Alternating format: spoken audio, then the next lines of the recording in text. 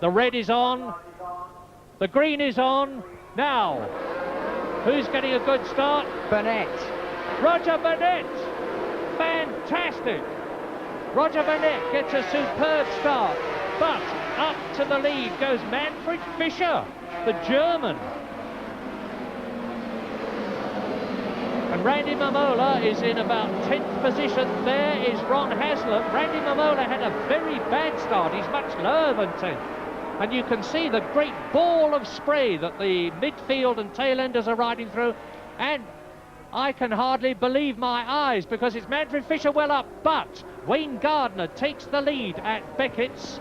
And Fischer is in second place, and it looked like Ron Haslam in third position. Eddie Lawson is in about 10th place. Mamola is about 15th. Gardner still leads down the Hangar Straight. Up to second place, I think, is Didier de Rodriguez. Yeah, Didier's just got into second, and Didier is the man to watch in the rain. He is outstanding in the rain, as is Haslam. Oh, somebody's down.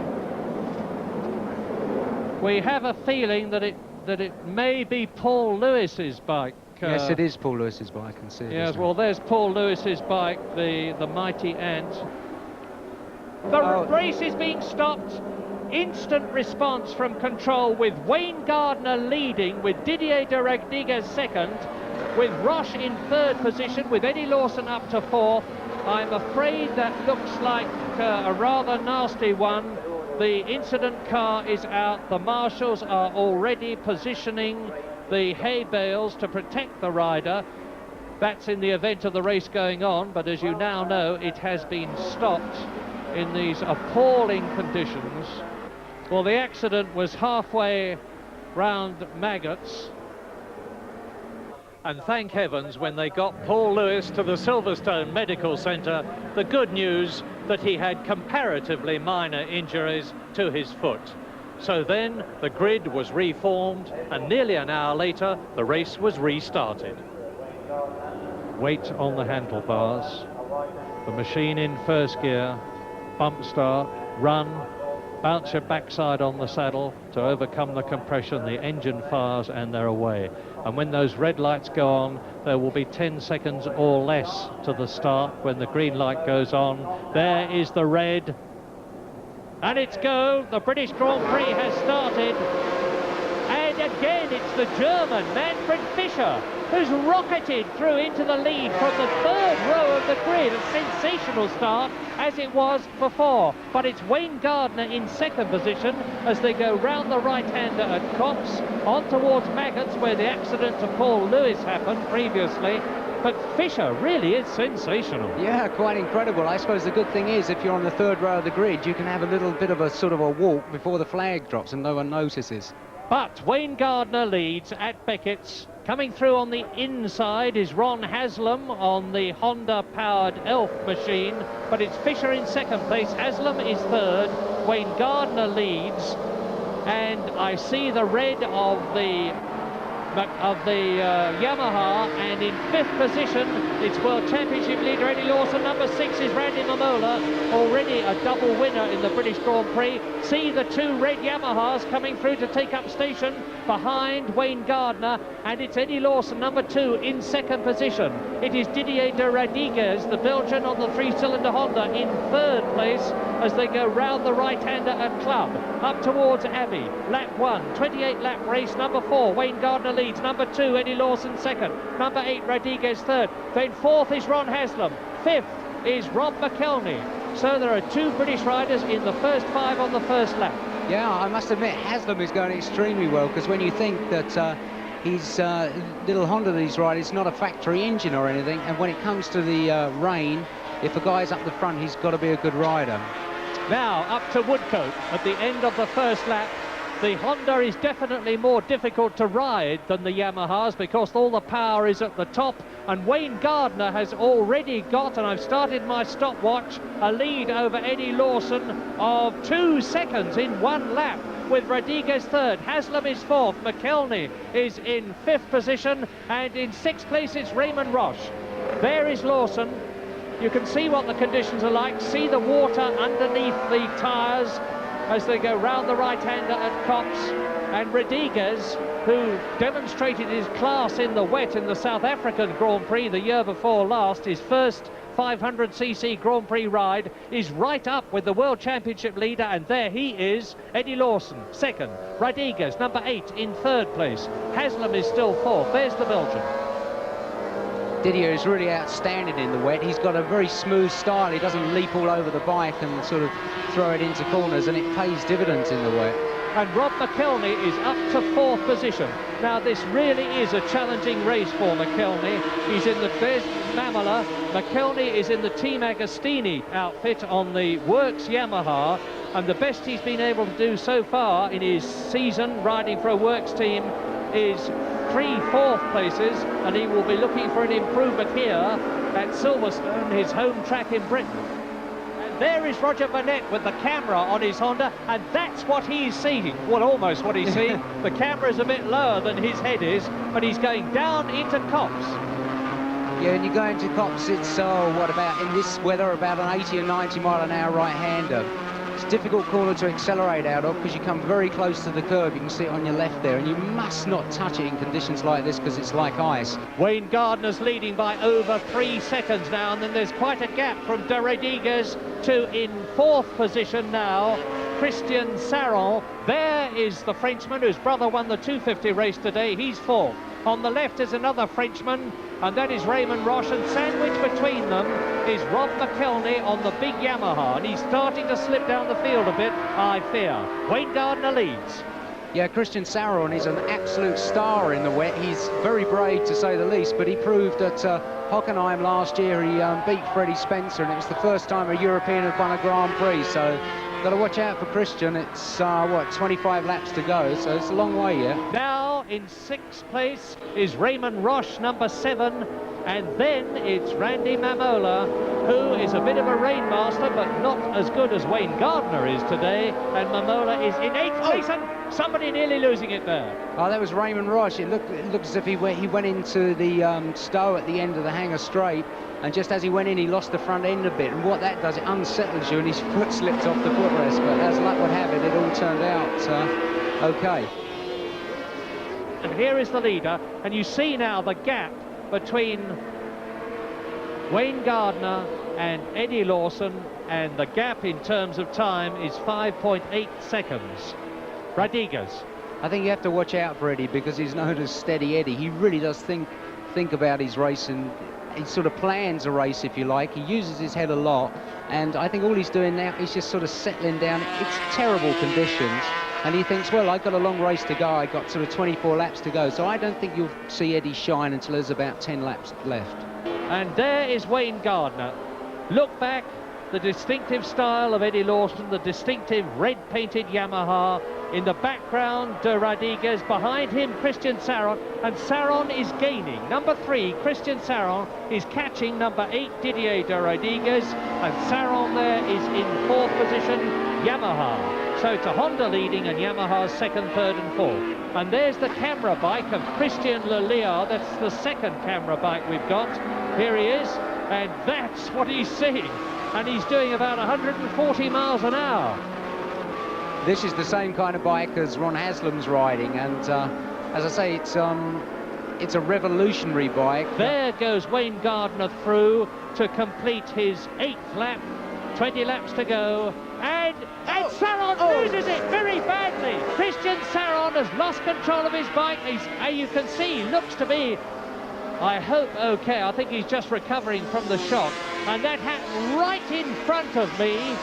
The Frenchman just lost it coming out of Woodcote, and he's shocked, but I trust non-injured. These days, all the riders wear back protectors. Yeah, they do, and it's a good thing because Christian took a nasty tumble then. I didn't actually see the beginning of it, but it went sideways one way and then back the other, and there was no chance of hanging on to it. It's a sad thing with Christian. He almost does it to a script, you know. You should just take it a little bit easier. So up into 4th place has gone Rob McElhenney. So an improvement for the Englishman there by default. The rain bucketing down. There is the 2nd place man, and look at the way Rodriguez is now with Eddie Lawson. It looks, by the way Eddie's riding, that he's just going to play it very, very safely. I was talking to Eddie yesterday or this morning, and he said that, look, I've got everything signed, just whatever happens, I'm going to finish the race. And as you can see, Didier's taking full advantage of it. And he's taking full advantage of it by almost taking second place, and I think he may well be there at Copse. No, he's not. The superior acceleration of the Yamaha blasts an extra machine's length away, but Rodriguez fights back. He's going through on the inside. Well, the difficult thing with Didier is, you see, that Eddie Lawson's a really good rider. He takes the absolute perfect spot on line, so the only way Didier can get past, he can't get past down the straight because this Honda's not as quick as Eddie's bike. So the only way he can get past is dive up the inside, and the problem with doing that is you're going to run into a lot of puddles that people haven't been through. So tricky old situation.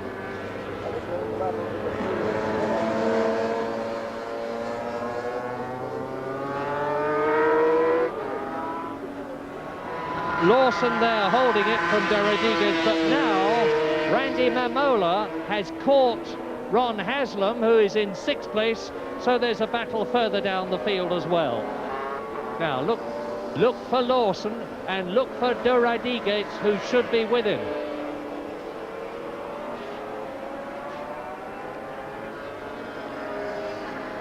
So this is always the battle when you're trying to catch somebody. You get stuck behind a back marker, and everything you fought for over a past 2 laps can be lost to you in one foul swoop. Dennis Ireland, the New Zealander, number 40 on his Suzuki, and De Rodriguez, who'd scratched his way up to Eddie Lawson, has got to do it all again. I think the conditions this year are just as bad as they were in 1985. I didn't think in 1985, when I was standing here at Silverstone, I would be witnessing the same sort of race next year, but that is what unfortunately it's turned out to be.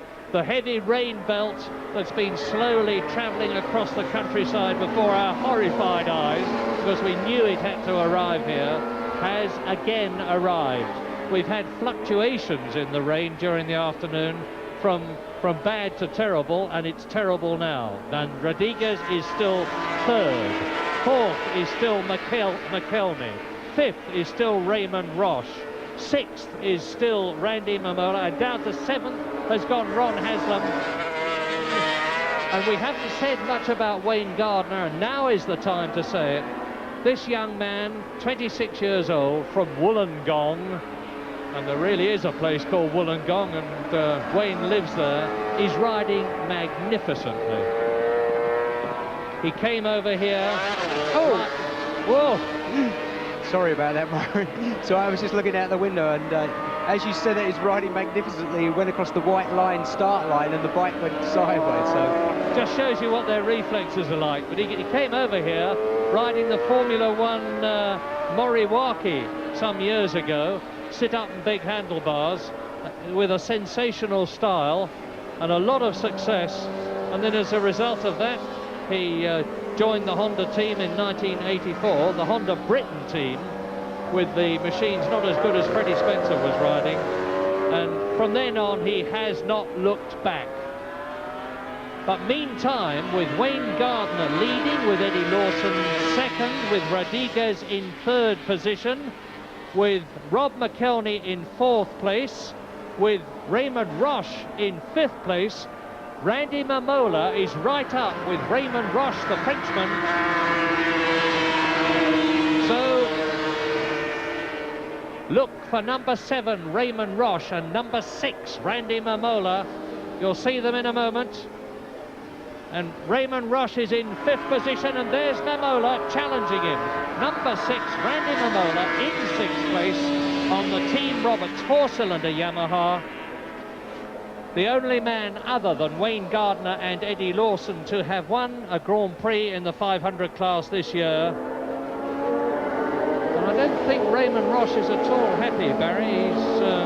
He's yet to finish higher than 5th this year, and it doesn't look as though he's going to do it here. He certainly doesn't seem to get on too well with the 4-cylinder Honda. I mean, he used to absolutely fly on the 3-cylinder bike, but I was talking to Wayne yesterday, and he was saying the bike was made so much for Freddie that it's very difficult for other people to ride. Yes, not many people realise that Honda made a maximum effort to support, and rightly so, Freddie Spencer. And the bike has been built to satisfy his riding style, and that certainly isn't Wayne Gardner's riding style or Raymond Roche's. And the result is that Mamela is about to take Roche and has done so. I think by the looks of it, Eddie Lawson might have some kind of problem, because he went past the pits and he was gesticulating to his pit crew, and as he did, Didier de Radiguez went past, so we should have Didier in second place now. Lap 15, this is the crucial race for Eddie Lawson, because this race will decide how he runs his strategy, and he's lost the second place. You're right, Barry. Up into second place to Rodriguez. Now, we'll keep a weather eye, and that's the right word to use here at Silverstone today, on Eddie Lawson, because he's definitely, almost visibly dropping back. Surely it isn't, Barry, that he's giving the weather conditions best, because I remember how well he rode in South Africa to win a couple of years ago. Certainly not. I would say that, well, it can be any kind of mechanical thing, but in these conditions you can get a lot of water and stuff in, and maybe he's got some water in the engine or whatever, but he's definitely slowing down. And watch for McKelney then. Watch for the second red machine coming round the right-hander at Club. There he is. There's McKelney, who is in fourth position now to number 2 Eddie Lawson, third place on this, the 15th lap out of 28. And not so very far behind McKelney is Randy Mamola. All of a sudden the British Grand Prix is coming to life in these appalling conditions due to whatever problem Eddie Lawson has. There's McKelney going obviously faster. I wouldn't be at all surprised to see Eddie come into the pits. I don't know, he's obviously got some kind of problem there. We don't know what, but he slowed down so much, probably second and a half that lap, so the next lap round I wouldn't be at all surprised to see him come in. Rodriguez, well, they've gone through now, they've gone past our commentary position, which is almost opposite the start and finish line. Now there's de Rodriguez second, there is Lawson third, and looming larger all the time behind him in fourth position, number 9, the red Yamaha of Rob McKelney from Brig. There he goes. You could see the way that Lawson accelerated out of that corner. He's not down behind the screen or anything, so he's got something wrong, because he's not the kind of guy to give up for no reason. Yeah, you can see that he's not trying. Well, if he has got machine trouble, it's the first time this year that he's had a problem with the bike, because although he failed to win in Spain, he finished in second place. And down, that's Leliard, I think. Looks like Christian Leliard's bike. There's the battle now for third. And soon, Rob McKelney is going to be higher in a Grand Prix than I can remember him being this year. The highest that McKelney has finished in a Grand Prix this year has been fourth. He's had two fourth places in Germany and Yugoslavia. He's challenging his team leader now, Eddie Lawson, for third place. For whatever reason, by his standards, Eddie Lawson is limping. Right, and Rob McKelney is about to take that fourth position, and that'll be on lap 17, and then Lawson will be hanging on for World Championship points. And Gary Lingham is doing well in the background. He's moved up into 7th place, leading Privateer on his carbon fibre frame Suzuki. And there is the seemingly invincible at the moment, Wayne Gardner, leading on lap 17, as he has led from virtually the first corner. Today he's really shining. You know, he's riding very smoothly and not sort of picking it up. Oh, now just as I say that, by the look of, you see what can happen there. I wouldn't be at all surprised if he went in, just hit a puddle, the front end aquaplaned, and it just shakes your foot off the footrest. The same as happened to Raymond Roche earlier on. McKelney has visibly closed on and has to make the decision about whether he's going to pass his team leader and rob him of World Championship points. I don't know if there are team orders. I would suspect there might well be in the Agostini team. And the gap between number 4, race leader Wayne Gardner, number 8, Didier de Radiguez, is 10.6 seconds. Lawson is coming through. You'll just see him in the background. And the gap between De Rodriguez second and Lawson third is 8.53 seconds. And Lawson has increased his lead over the fourth place man, his teammate, Rod McElney, in fifth position behind McElney and some way back at Mamola. And in sixth position behind Randy Mamola, it's Raymond Roche. So it's very much the four-cylinder works machines up front. I think Eddie may have had some problem that could have cleared by now, because he's definitely speeded up and looks as if he's riding again. You know, if the thing was misfiring and suddenly cleared, that would explain it, but he's definitely going quicker now than he was. Now let's get the gap between Gardner as he has gone through and Didier de Rodriguez, and it is 8.4 seconds. 8.4 seconds. That's 2 seconds in one lap, and he's got 7 laps to go. He's reeling him in. Now there's the gap down Hanger Straight between Wayne Gardner and Didier de Rodriguez there in the background, and it is visibly less than it was on lap 20. Trouble is, Didier's just stuck behind a back marker now, and it's can lose your 2.5 seconds in one foul swoop. And Lawson is pulling back a little bit on Didier by the look of it, so whatever it was, it's disappeared. Fifth position, Randy Mamola. Sixth position is Raymond Roche, and in seventh position is Gary Lingham. That's a terrific achievement. 26-year-old Gary Lingham from Alphons. That is an outstanding. When you think the guy's on a standard bike that anybody could, or a standard engine that anybody could buy, it's I know he puts every ounce of money that he earns and more besides into his racing. He's a good try, Gary Lingham. Yes, Gary Lingham, as we watch Didier de Rodriguez in second position, like everybody who is not a works rider, is desperately looking for sponsorship, and my goodness, he needs it. Now, I said the gap last time was 8 seconds. Gardner comes down to Copse, watching the background, and you'll see de Rodriguez come out of Woodcote. He has done so, he crosses the line, and it's now 12 seconds. Oh dear. So Gardner has pulled away by 4 seconds in that one lap, and the positions for third and fourth are absolutely static. Indeed, whatever Lawson's problem was seems to be disappearing, because there in fourth place is McElney, and Lawson is increasing the gap. Gary Lingham is coming into the pits. Oh, there he is. There's the carbon fibre frame bike I was telling you about, and the unfortunate Englishman who'd ridden up to seventh place, an absolutely terrific achievement, looks as though he's out of the race. And the gap now between Wayne Gardner and Didier de Rodriguez is 14 seconds.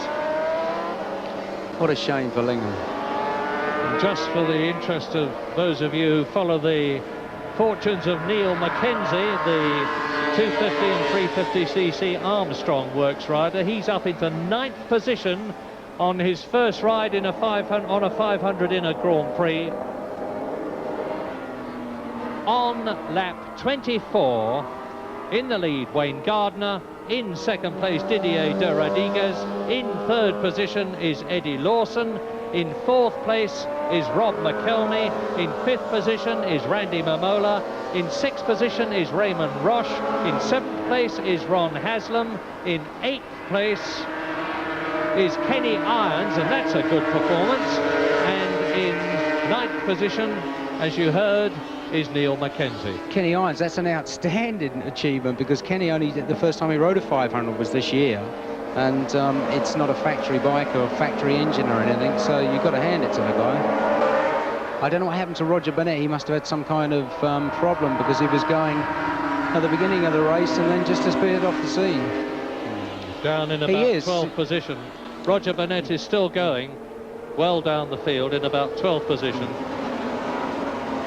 And Kenny Irons is up with... Right up with Haslam.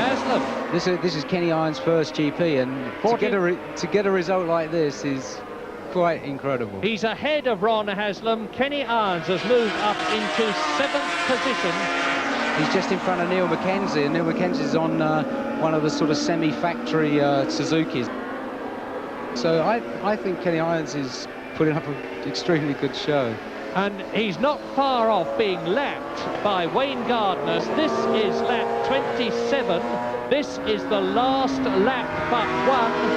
I don't think Lawson can possibly catch De Rodriguez. There is the Belgian. And is that Lawson in the background? Yeah, it was. Yeah. It is. Eddie Lawson can catch De Rodriguez.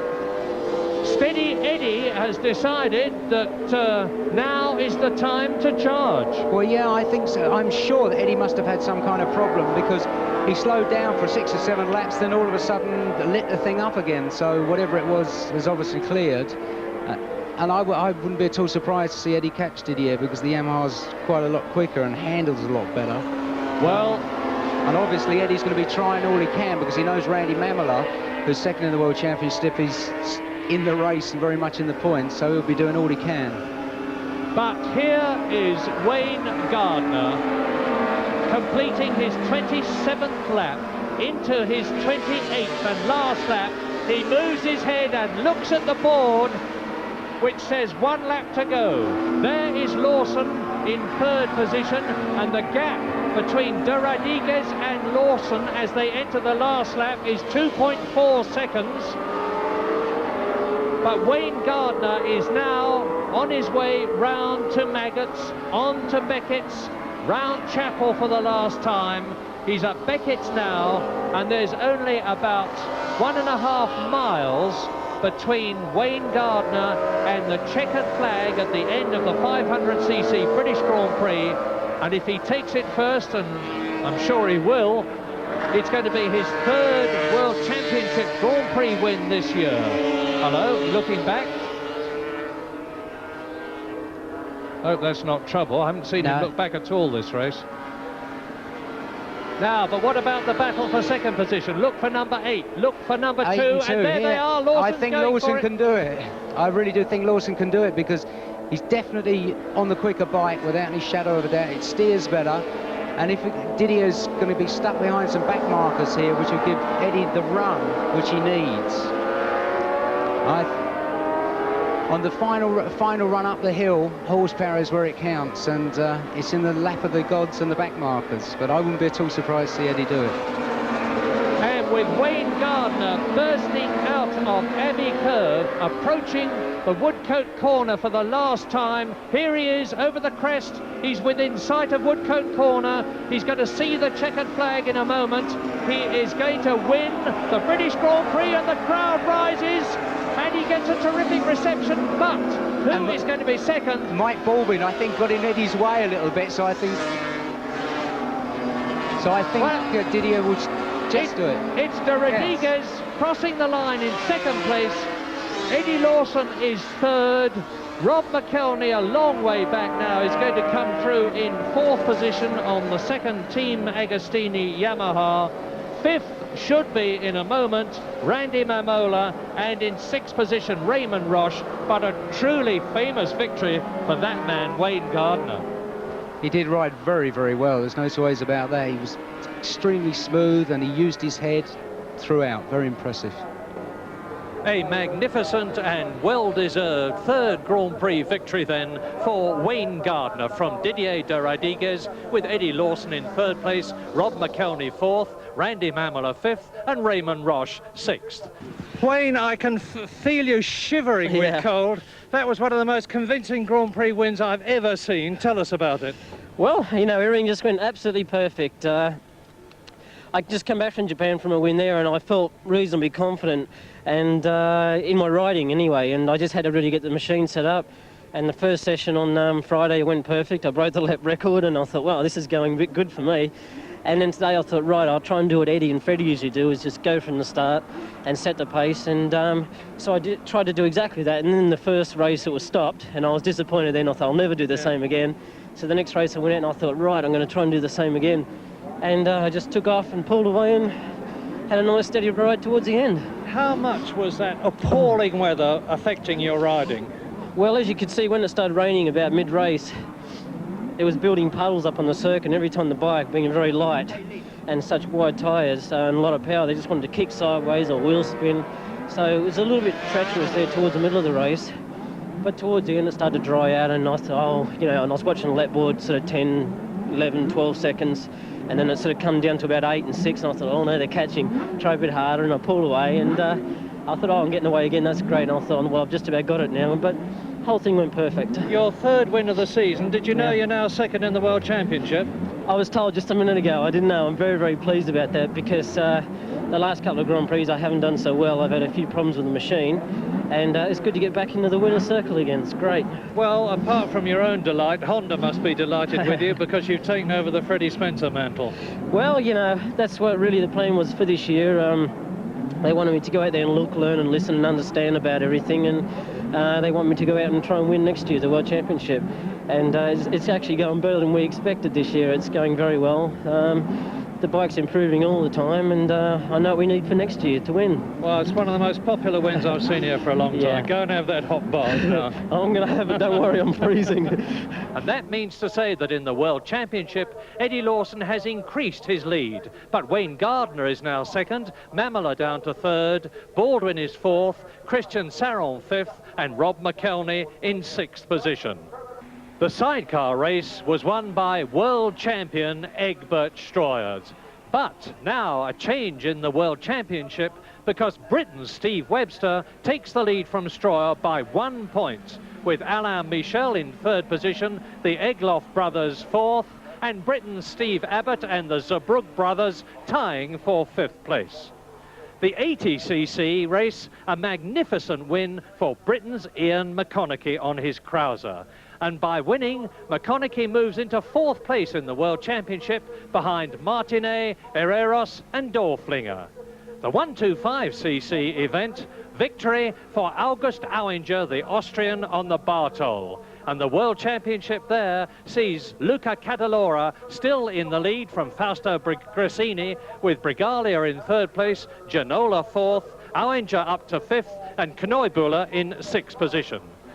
The 250 British Grand Prix was won by France's Dominique Saron on his Honda. And in the World Championship, Carlos Levado still leads from Cito Pons, Anton Mang, Saron, Balde and Martin Wimmer. So what a pity about the weather at Silverstone today, but enormous consolation for the British fans seeing Ian McConaughey win the 80cc race, seeing Steve Webster and Tony Hewitt move into the lead in the Sidecar Championship, and seeing Australia's Wayne Gardner move into second place with that magnificent win in the 500cc British Grand Prix. A meeting truly to remember.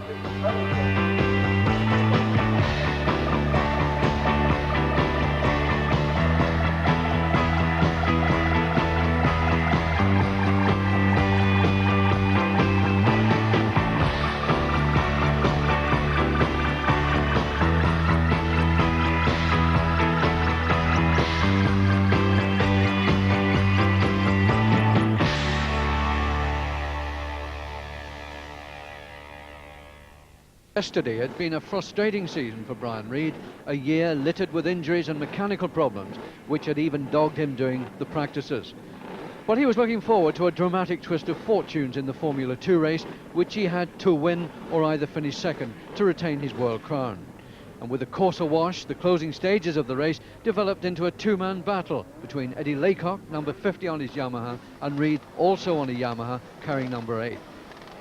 It ended with Reid finishing second behind the Dubliner, which was good enough to give him the World Championship for the second year running. Understandably, he was delighted and relieved, because this year he was going to have a proper celebration party. Last year he ended up in hospital. I didn't want to win the race, I wanted to win the championship, and that's what I did, and there's no point in taking any chances in these sort of conditions. Right. It's too dicey. How bad were the conditions? Oh, they're really bad, wet and misty and miserable and slippy. Any bad moments at all, or did it go nice and smoothly for you? No, it was smooth most of the race. There was an umbrella blew across me and the lap before the last. That was the only thing that happened, really. What about the bike? It obviously went perfectly after all the troubles you had. Yeah, hard practice and a good race. The bike was perfect.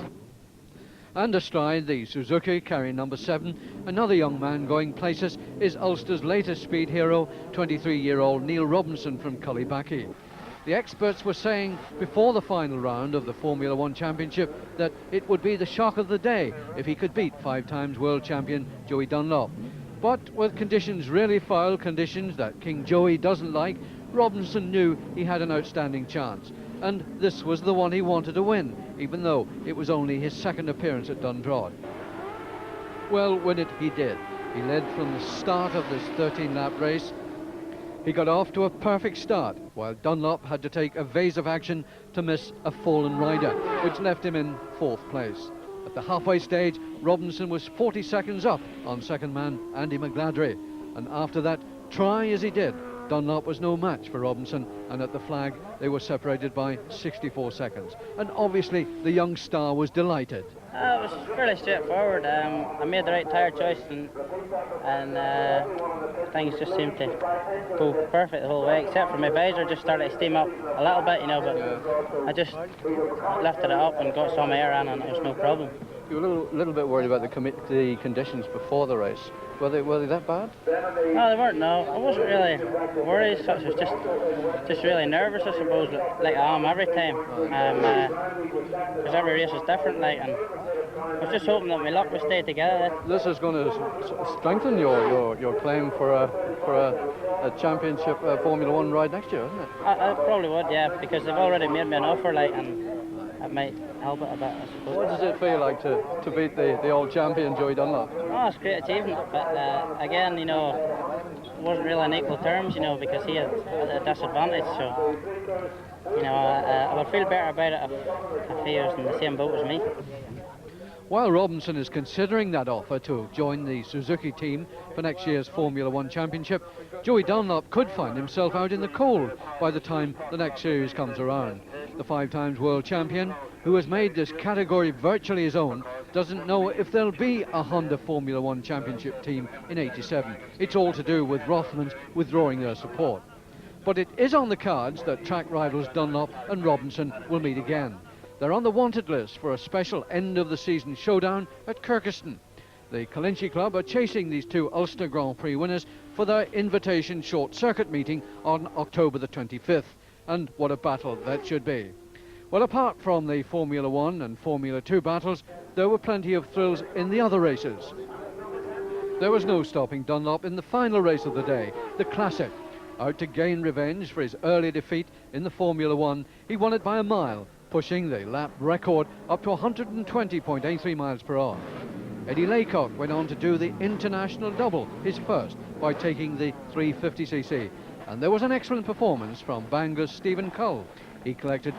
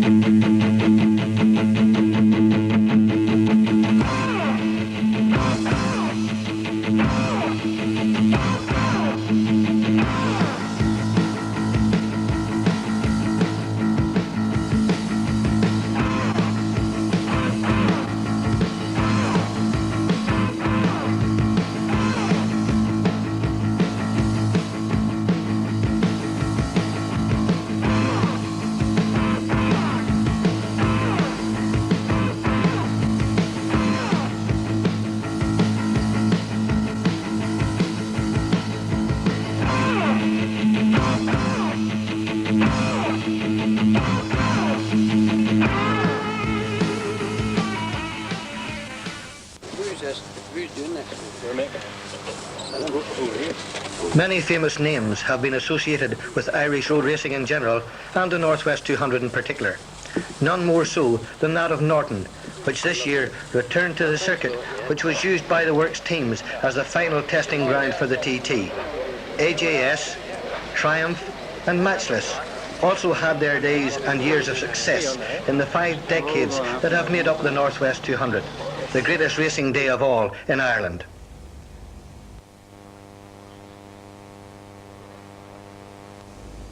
An eternal part of Ireland's heritage has given its name to this model of fabulous flat tank motorcycling history. Passing the Ariel, being filled up in preparation for the vintage run on the Friday evening before the race, is a Kerry Abingdon, the only one of its kind in existence in Ireland.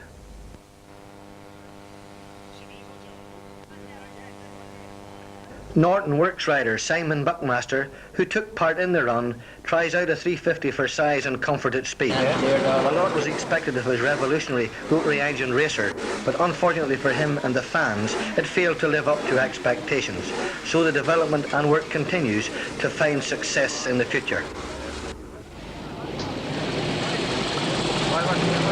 Round Henry's Corner, the past is relived by over 100 riders who took part in the vintage run. They did 2 laps, one over the present circuit and one on the old course, which went round the famous corner and through Portstewart to Coleraine, as shown on the map in this 1954 programme.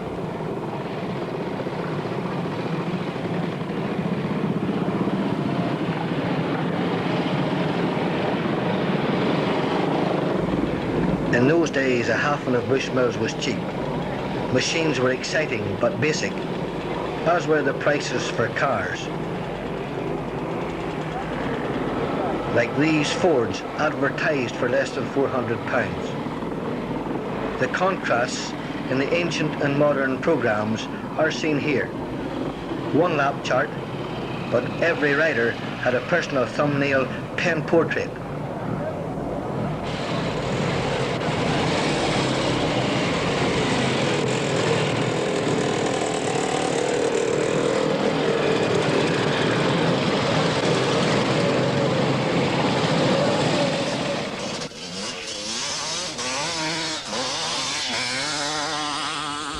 Another of the Speed Week events is the Mini Motocross, which caters for the vast numbers of off-road enthusiasts who come to the Northwest.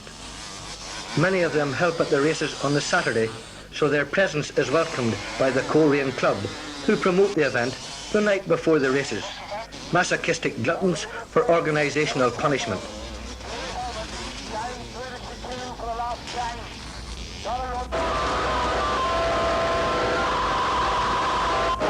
Make no mistake about it, the only bike to ride without a helmet is one like this in the amusement park. Here you can pass, crash or win with equal abandon and in total safety.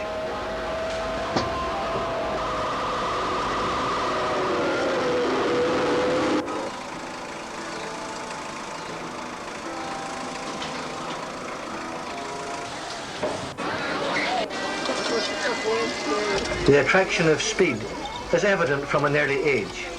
Whether the wheel's number 3 or 2 or 4 makes no difference, so long as there's an engine to do the work. When you get stuck, you can always go to Tracks Nightclub.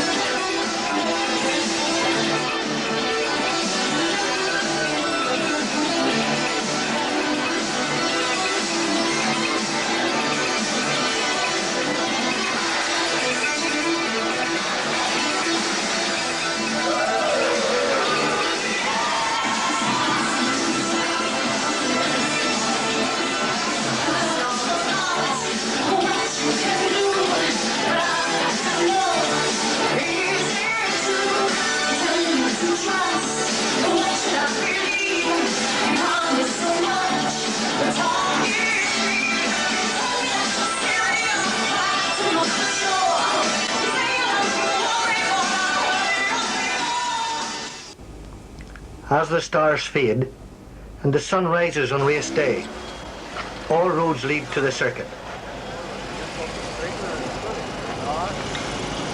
They pour in from every corner of the province. The final scrutineering and examination of machines has already started. Every safety aspect is checked to ensure that the bikes are not a hazard to either the rider or spectator, should anything go wrong.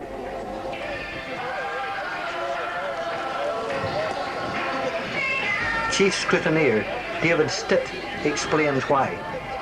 I would reckon I'm coming up in 21 years now doing this job. Surely things have changed a lot.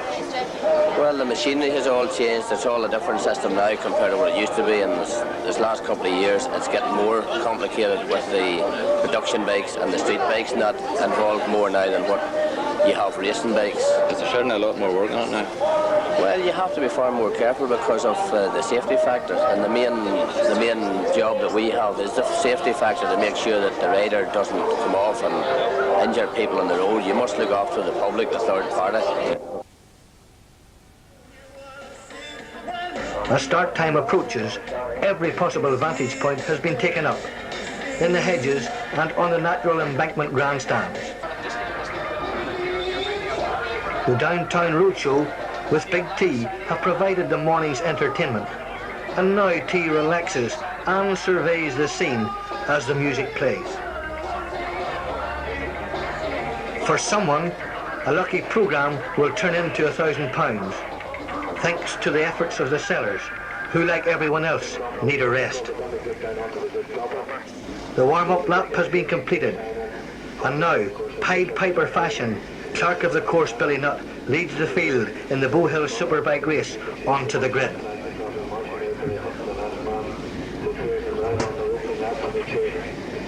Number 3, Joy Dunlop, is centre of the front row.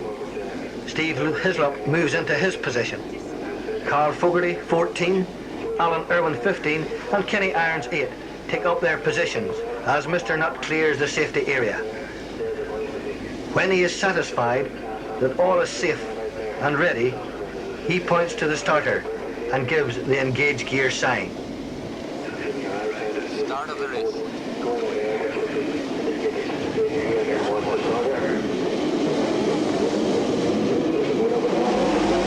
They're off. Dunlop, Marshall, Tull and Farmer all show on acceleration towards York Corner, the slowest hairpin on the course, which has dramatic overtones for Stephen Tull later on in the day. As the leaders approach the York Corner, the second group take up their positions. Steve Allen, Dave Willems, Nick Jeffries, Ray Hutchison, John Lofthouse, Raymond Campbell and Brent Gladwin, all seeking to use their forward positions to advantage before they get their final board.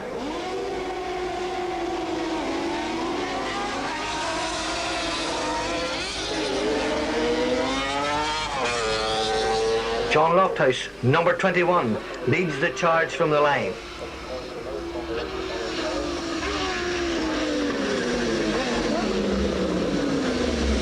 The group approaches York Corner, and as they sweep into it, using a variety of lines, some are much better than others.